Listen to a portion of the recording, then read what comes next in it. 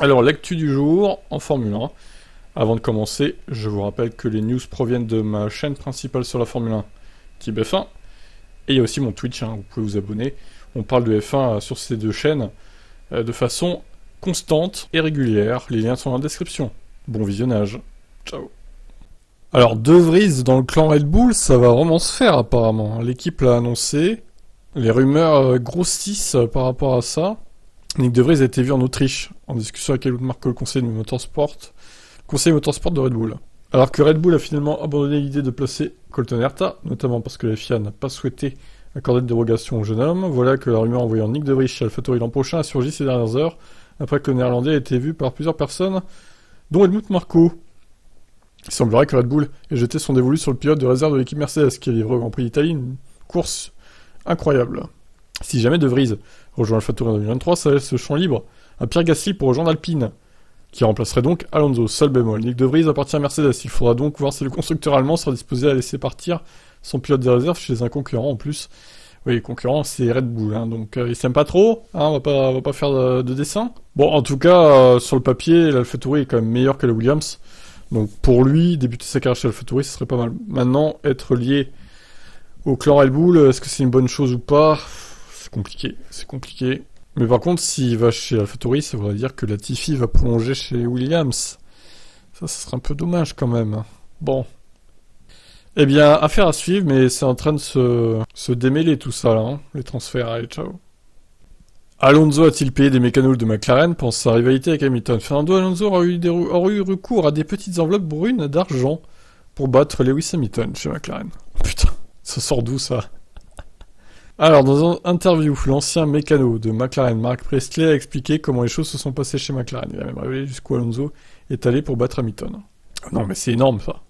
Alors, je sais pas si c'est vrai, mais bon. Si c'est vrai, c'est énorme. Alonso a rejoint McLaren en 2007 après avoir remporté 2 championnats consécutifs avec Renault.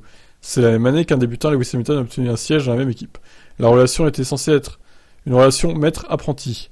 Et oui, comme dans Star Wars, évidemment, le Jedi qui forme son apprenti.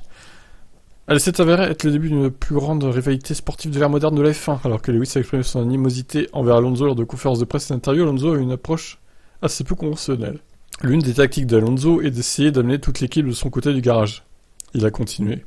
Et le manager de Fernando, ou son entraîneur, distribue de petites enveloppes brunes remplies d'argent à tous ceux qui n'étaient pas sur la voiture de Lewis. Quand l'un des animateurs du podcast lui demandait combien d'argent elle contenait, Marc a répondu 1500 € ou quelque chose comme ça. Les 2 pilotes se sont attaqués au style de conduite de l'autre, s'accusant mutuellement d'être trop agressifs. Si les frictions entre les 2 pilotes qui se partagent 9 titres de champion ont été très fortes à l'époque, elles semblent s'être apaisées avec le temps. Pas sûr de ça quand même. Bon, après voilà, tac. La rivalité a coûté cher, ils ont perdu le titre, voilà, en 2007. Nous avons vu le regain de cette rivalité cette année lorsque les 2 pilotes se sont touchés à Spa. Il a traité d'idiot, ce type ne s'est pas piloté que quand il part premier.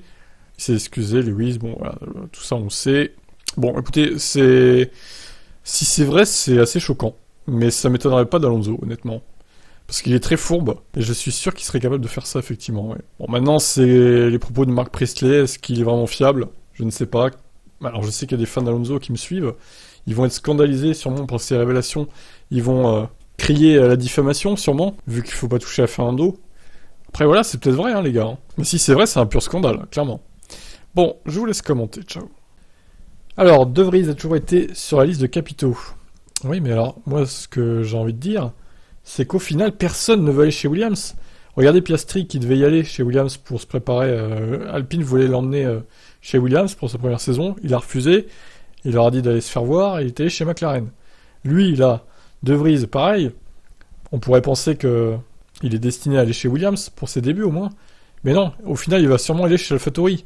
Donc, personne ne va aller dans cette écurie. C'est terrible. Je le connais depuis un certain temps, je connais ses capacités, c'est exactement ce que j'attendais qu'il soit capable de faire. Ce n'est rien de moins que les attentes. Il fait un travail absolument remarquable en sautant dans la voiture sans faire d'erreur. Les voitures sont tellement difficiles à piloter, c'est tellement délicat, il y a tellement de choses, tellement de boutons. Il faut tout apprendre, il n'a pas été dans la voiture depuis longtemps. Une L1 est complètement différente, il n'y a pas de pression, mais se souvenir et tout faire correctement sous pression est absolument fantastique. Ce n'est pas seulement sa compréhension en montant dans la voiture, c'est son intelligence de course. Il a dû défendre, il a dû attaquer, il a dû tout faire dans une course de 2 heures, et sa première course de F1. J'ai beaucoup de respect pour ça, pour lui. Il a fait ce que j'attendais, je reconnais ses capacités, il vient de les souligner, on verra quelle est la situation. Il a d'autres engagements, c'est à lui de voir ce qui est possible. Bien sûr, je le connais depuis un certain temps, maintenant nous sommes de très bons amis. On verra ce qui se passe. Il n'était pas évident de faire un changement de pilote parce que nous devions attendre qu'Alex ait les résultats de l'hôpital pour savoir ce qu'il en était vraiment. Donc c'est arrivé très très tard. C'est après 11 heures qu'on a dû faire le choix. Je pense que ça montre à quel point c'était vraiment difficile pour Nick. Après 11 heures, il était dans le paddock club à recevoir les invités, à prendre quelques cafés. Puis lui avons dit, prends ton casque, descends ta combinaison et monte dans la voiture. Il a fait un travail remarquable, c'est fantastique. Mais Capito ne devrait pas pouvoir compter sur le néerlandais comme remplaçant potentiel de Latifi. Tout indique donc qu'il va aller chez AlphaTauri. Bon, à voir, affaire à suivre. Toujours est-il qu'au final, Alpine, ils ont quand même programmé des tests de pilote. Donc, est-ce que vraiment Gasly va aller chez AlphaTauri ? Ça reste à confirmer quand même. Ou sinon, ils vont annuler leur test en Hongrie, là. Quel est l'intérêt de faire tester plein de pilotes différents si au final, ils savent que Gasly va y aller ? Ça sert à rien, à part de l'argent dépensé pour rien, quoi. Donc voilà, De Vries sûrement chez AlphaTauri et pas chez Williams, à confirmer cependant dans les prochains jours, prochaines semaines. Ciao. Alors dommage pour les fans du Grand Prix de Malaisie, le circuit de Sepang ne voit pas la F1 revenir prochainement. La Malaisie a d'autres priorités que son Grand Prix. À ce stade, la réponse est non, pas pour le moment.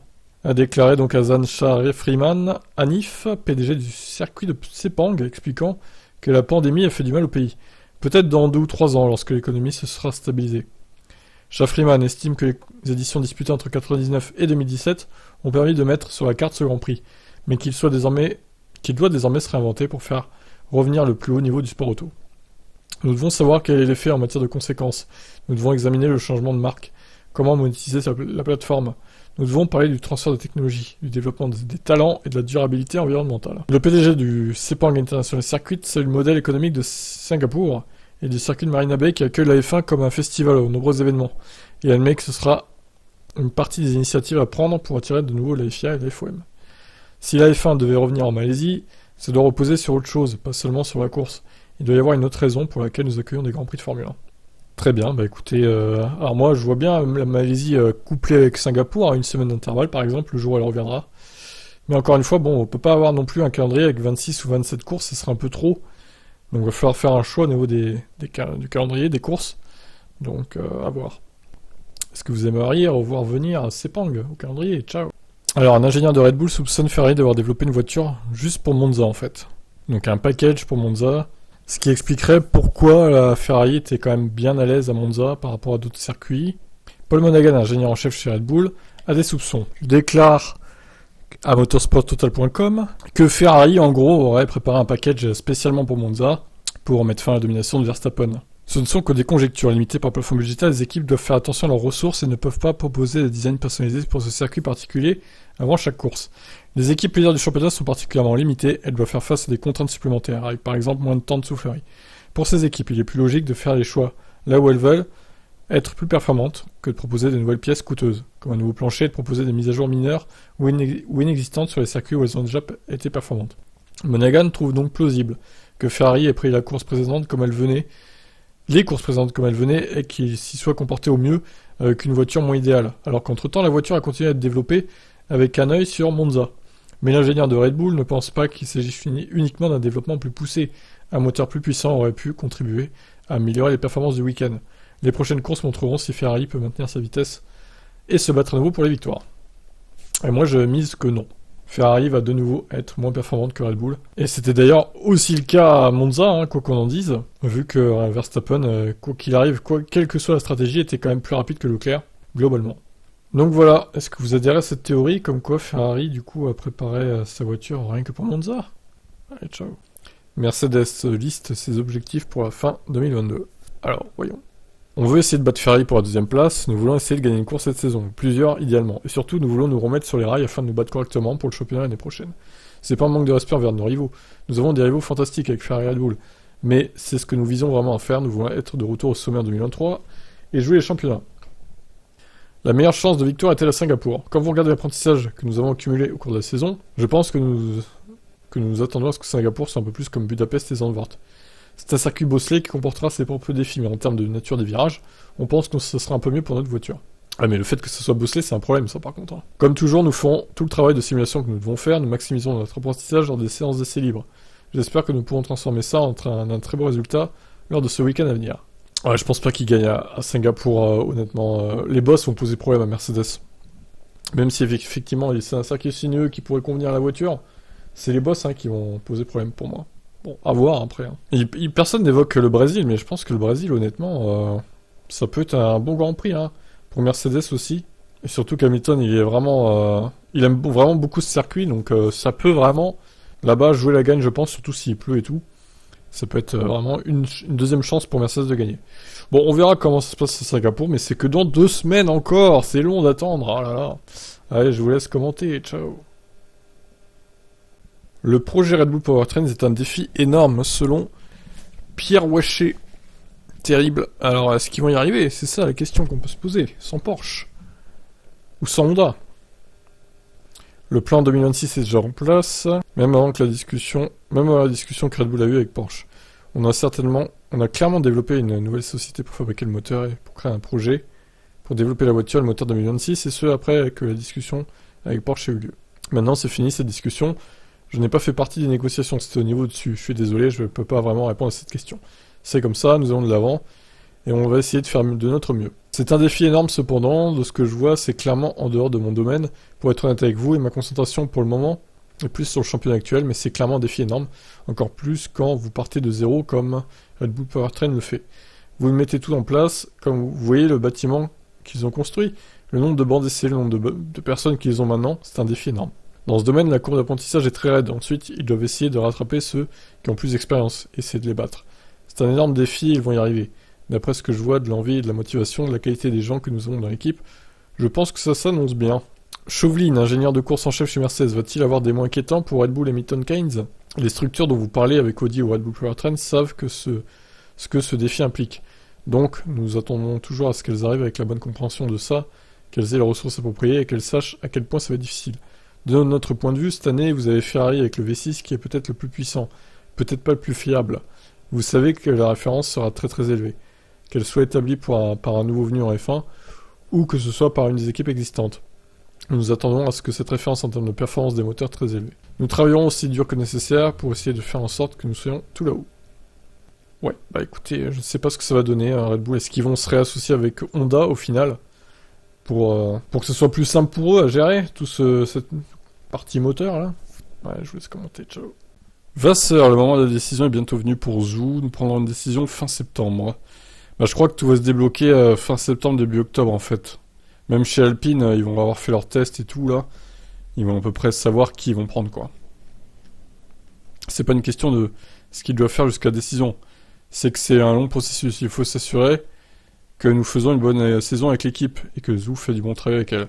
Mais comme je l'ai déjà dit, et comme nous l'avons décidé auparavant, nous prendrons une décision d'ici la fin septembre. Et nous devons rester calmes à ce sujet. Nous ne sommes pas dans le marché des transferts. Pour un débutant, ce n'est pas seulement une question de rythme. Vous avez beaucoup de choses à apprendre en F1 et beaucoup de pression différente de celle de la F2 et la F3 auparavant, et de découvrir ce monde.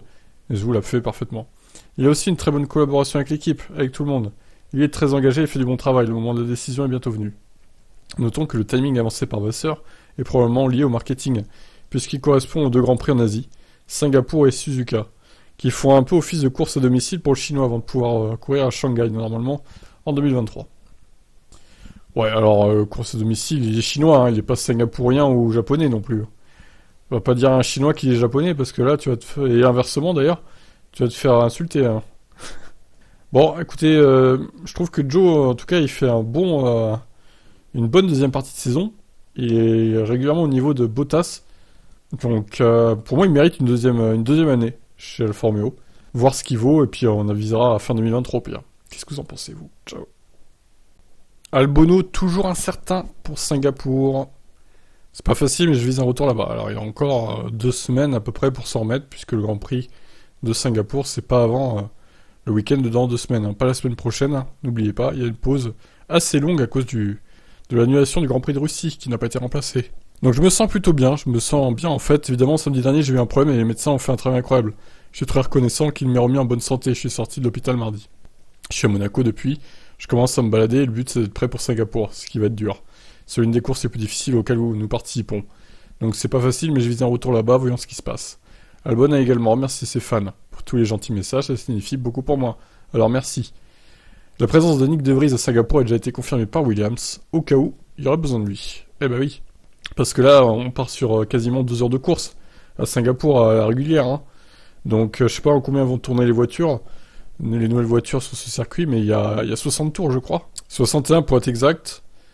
Le record du tour est en course est en 42, avec Kevin Magnussen. Donc combien les voitures 2022 vont tourner? Peut-être une 44 en course, je sais pas.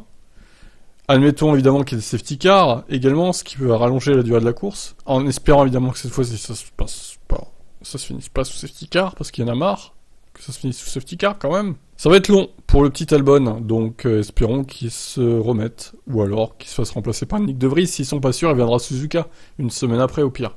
Qu'est-ce que vous en pensez vous? Ciao.